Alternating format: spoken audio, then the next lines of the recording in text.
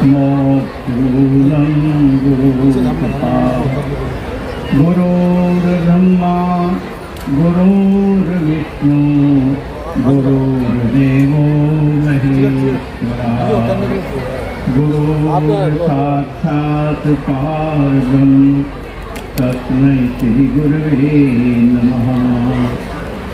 प्रेम से बोलिए श्री सद्गुरुदेव महाराज की जय।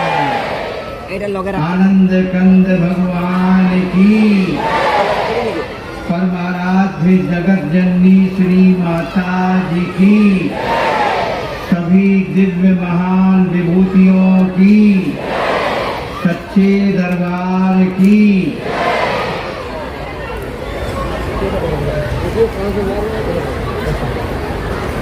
सम्माननीय माताओं, बहनों, भाइयों, हम लोग परम सौभाग्यशाली हैं। सद्गुरुदेव महाराज जी के चरण कमलों में बैठ करके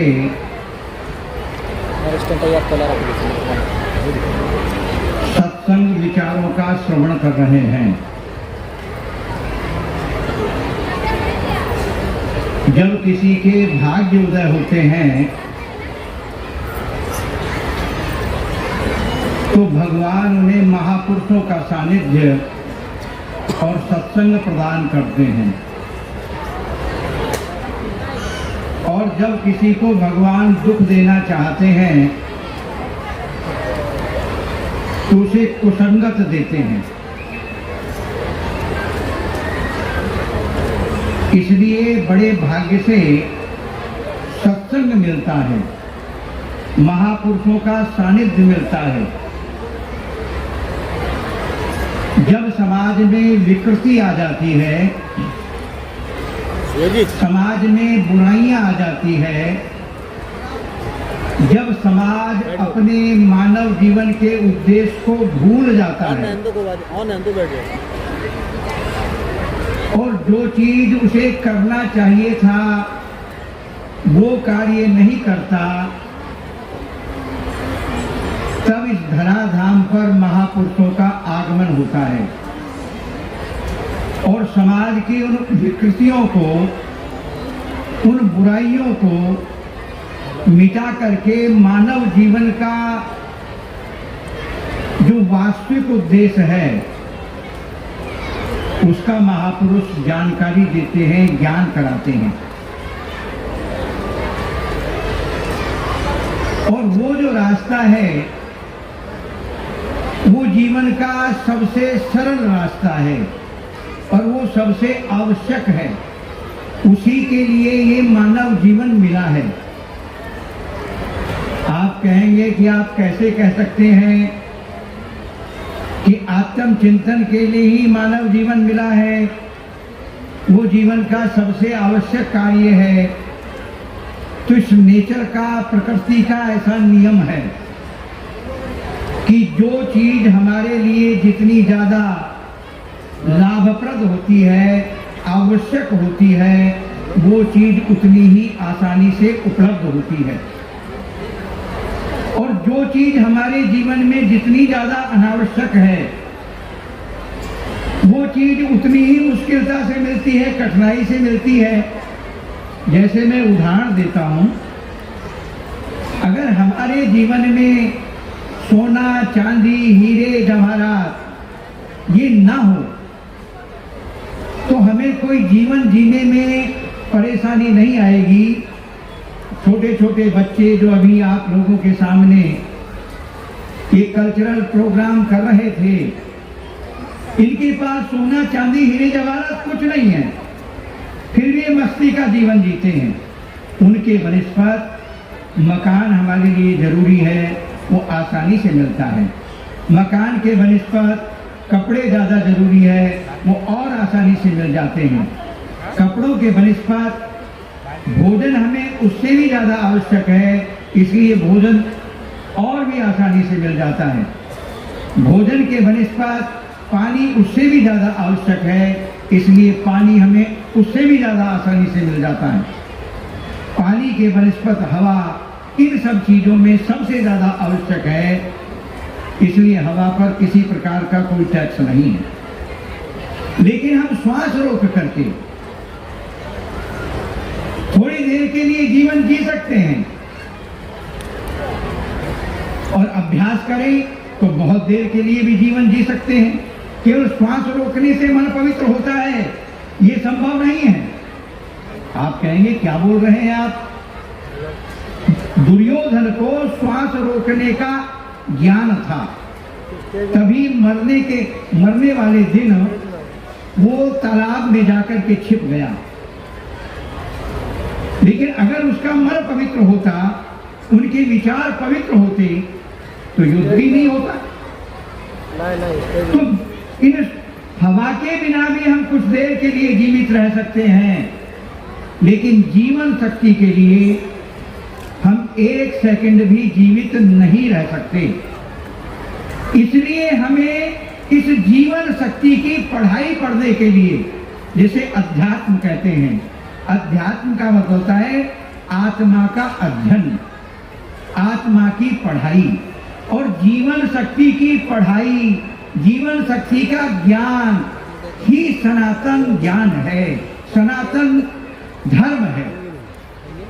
क्योंकि ये जीवन शक्ति है, ये कभी इसका नाश नहीं होता। जो इससे जुड़ जाते हैं वो अविनाशी हो जाते हैं। ये जीवन शक्ति कभी मरती नहीं है। जो इससे जुड़ जाते हैं वो अमर हो जाते हैं। इस जीवन शक्ति का कभी काल नहीं आता। जो इस जीवन शक्ति से जुड़ जाते हैं वो अकाली हो जाते हैं। इस जीवन शक्ति को ही अकाल पुरुष कहा है। इसलिए महापुरुष, जब ये समाज इस जीवन शक्ति को, अक्षय शक्ति को, जिसको श्री गुरु महाराज जी बार बार समझाते हैं कि एनर्जी क्या कहते हैं, E equal to mc square, energy equal to mass into the velocity of light square, कि इस ऊर्जा से ही, शक्ति से ही, क्योंकि प्राण जीवन शक्ति नहीं है, प्राण तो एक क्रिया है, श्वासों का आना और जाना।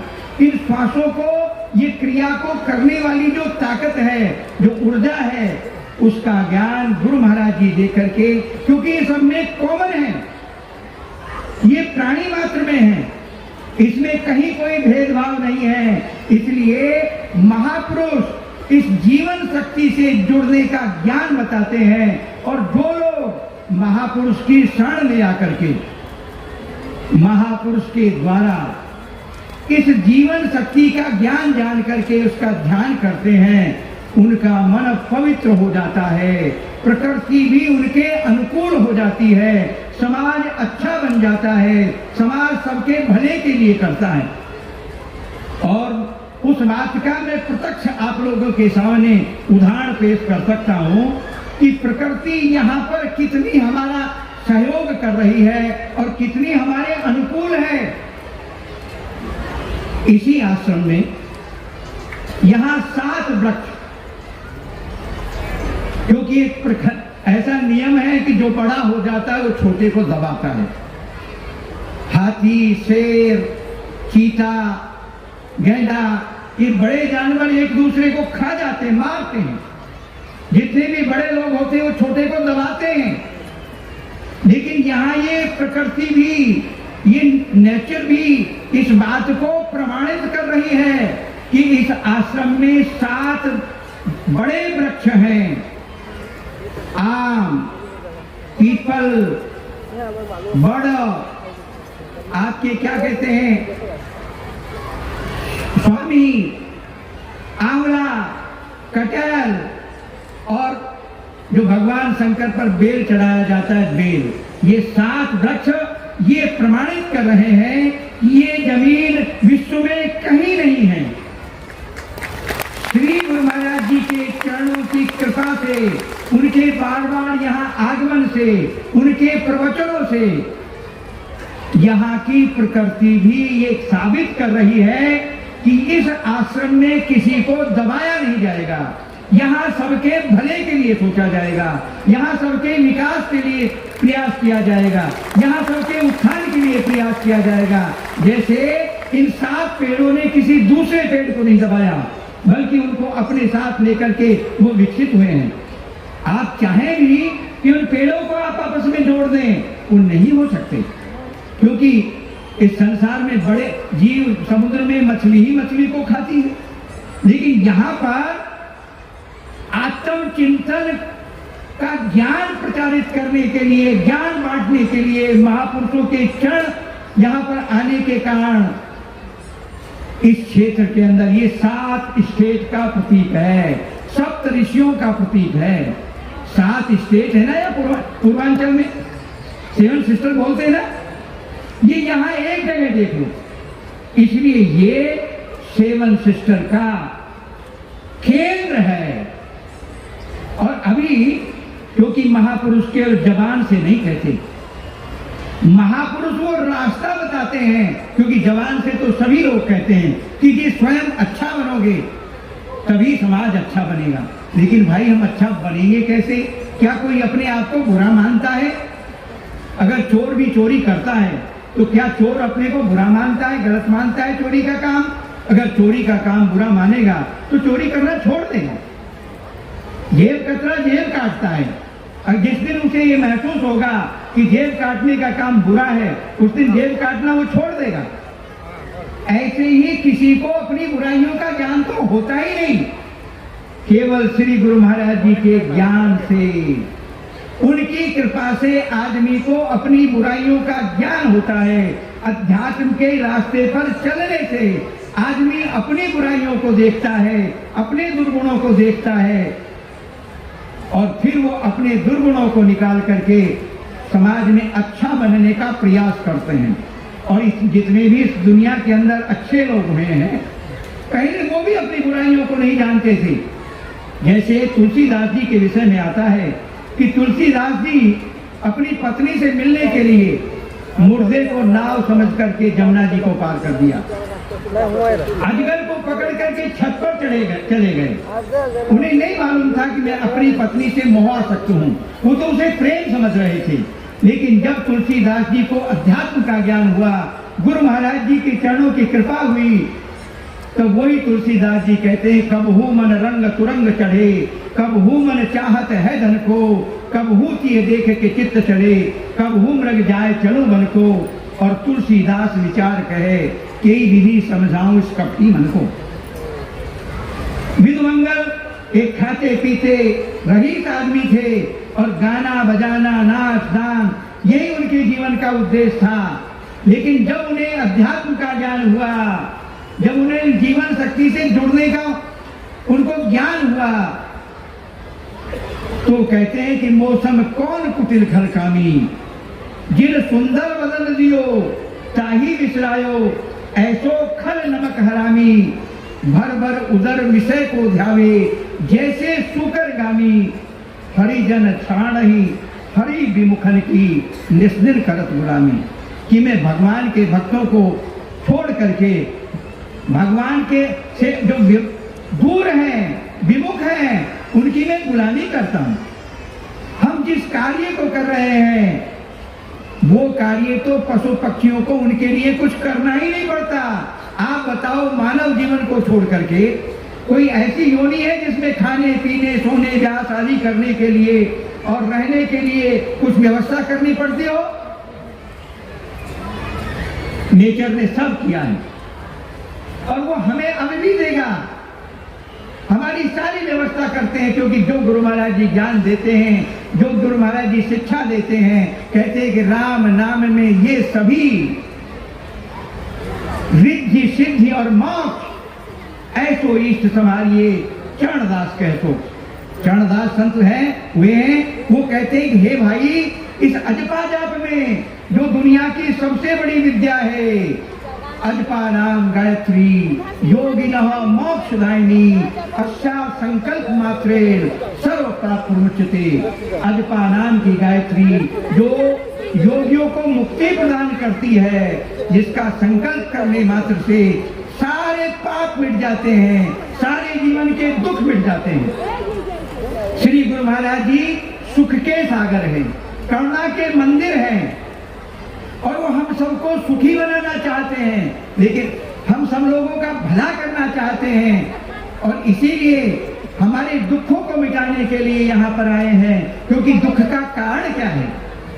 कोई कार्य हमारे मुताबिक नहीं होता, हम परेशान हो जाते हैं, अर्थात मन की इच्छा की पूर्ति न होना दुख है। अगर हम इस मन को गुरु महाराज जी के चरणों में, गुरु महाराज जी के बताए हुए साधन में, अजपा जाप में लगा देते हैं और उसका सुमरण करते हैं, तो क्या हमारे जीवन में एक लेश मात्र भी दुख आएगा? इसलिए गुरु महाराज जी ये अजपा जाप जपना सिखाते हैं। कहते हैं कि कर चले नहीं, जिभ्या हिले नहीं, मुख से शब्द आवे नहीं, और आती जाती श्वास सुमरण ये अजप्पा सब कही। आकाश मांझे शून्य मंदिर, त्रिकुटी गुलजार में, अखंड तो ज्योति जले, अनहद बजे दरबार में, काल की जहाँ गम नहीं, हंसा जहाँ विद्वान है। ये हमारे किसी पिछली कोई गुरु महाराज जी की हम पर इतनी अपार कृपा हो गई। नहीं तो आप आम समाज में देखेंगे बड़े से बड़े लोग एक कपड़ा डाल करके और जो है एक हाथ में माला फेरते हैं और कहते हैं ये गुप्त माला है। लेकिन गुरु महाराज जी ने ये श्वासों की माला फेरना सिखा दिया, और इस श्वासों की माला के फेरने से, और यहाँ प्रकृति भी ये साबित कर रही है कि यहाँ सबका उत्थान होगा, यहाँ सबका विकास होगा। जैसे साथ के साथ पेड़ विकसित हो गए, साथ रह रहे हैं, यहाँ के सांप भी किसी को काटते नहीं, यहाँ के पशु पक्षी भी अपनी हिंसा वृत्ति को त्याग देते हैं। अभी तक तो हम केवल सुना करते थे कि महापुरुषों के दरबार में शेर और भेड़ और बकरी ये भी साथ रहा करती थी, यहाँ हम प्रत्यक्ष देख रहे हैं। इसलिए भाइयों, माताओं, बहनों, ये हमारा सौभाग्य है कि हम इस साधना को करें, सेवा करें, क्योंकि मोक्ष कोई ऐसी चीज नहीं है कि कहीं बाहर से दिया जाए। मोक्ष है मोह का क्षय, मोह नष्ट हो गया, हम सब के हो गए, सब हमारे हो गए, सब हमारे, हम सबके, हम सीमित लोगों को अपना मान रहे हैं। और ये वृत्ति भजन करने से और सेवा करने से आएगी, क्योंकि जीते जागते महापुरुषों की सेवा जीवन का सबसे उत्तम कार्य है। सबसे उत्तम कार्य गुरु सेवा ही जान, और गुरु सेवा बिन होता है सब धर्म की हान। गुरु महाराज जी की सेवा करने से हमें कर्तव्य कर्म का बोध होता है। गुरु महाराज, प्रेम से बोलिए श्री सद्गुरुदेव महाराज की, आनंद कंद भगवान की। श्री गुरु महाराज जी हमें हमारे जीवन में हमारे कर्तव्य कर्मों का बोध कराते हैं, और कर्तव्य कर्म का जब आदमी को बोध हो जाता है तो अपने कर्तव्य का पालन करता है। इसलिए देखो, हम परम सौभाग्यशाली हैं कि हम लोगों को श्री गुरु जीते जागते महापुरुष भगवान के दर्शन हो रहे हैं। हम तो आत्म पूजाधारी, समझ समझ कर निश्चय कीनो और समझ में भारी। और प्रेम से बोलिए श्री सद्गुरुदेव महाराज की। और देवल जहाँ धुंधली पूजा, और जितने भी देवालय हैं वहां कोई देवता बात नहीं करता, और देवल जहाँ धुंधली पूजा देवत दृष्टि न आवे, लेकिन हमरो देवल प्रगट दिखे, बोले चाले खावे, कि हमारे देवता तो गुरु देवल के देव। इसलिए भाइयों, माताओं, बहनों, ये हमारा सौभाग्य है, परम सौभाग्य है। आपकी बड़ी हम पर कृपा हो गई है, इस कृपा का हम लाभ उठाएं, हम सेवा करें। गुरु महाराज जी की सेवा ही भक्ति है। माँ के प्रति कर्तव्य किया जाए तो माँ का भक्त, पिता के प्रति कर्तव्य किया जाए तो पिता का भक्त, देश के प्रति कर्तव्य किया जाए तो देश का भक्त, और गुरु महाराज जी के प्रति कर्तव्य करें तो गुरु महाराज जी के भगवान के भक्त। क्योंकि भगवान की दो अवस्था है। जैसे एक बीज में जब तक पेड़ छिपा है तब तक वो निर्गुण है, और वही बीज पेड़ बन गया तो सगुण हो गया। काठ में जब तक बीज आग छिपी है तब तक वो निर्गुण है, जब वो आग प्रकट हो गई तो सगुण हो गए। जब तक हमारे प्राणों के अंदर समाये हुए हैं, प्राणों को चला रहे हैं, निर्गुण है। इन्होंने अपना ज्ञान हमें अपने अंदर में करा दिया। इन बड़ी कृपा हो गई महाराज श्री की हमको, हम लोगों पर। इसलिए हम जो है और जीते जागते सगुण हैं, जैसे एक हक। और हम सबको भी ऐसा ही बनाना चाहते हैं, बस हम उनके अनुकूल हो जाएं, जो आज्ञा देते हैं उसका पालन करें। इसलिए मैं इतना ही कह करके और अपने विचारों को विश्राम देता हूं। प्रेम से बोलिए श्री सद्गुरुदेव महाराज।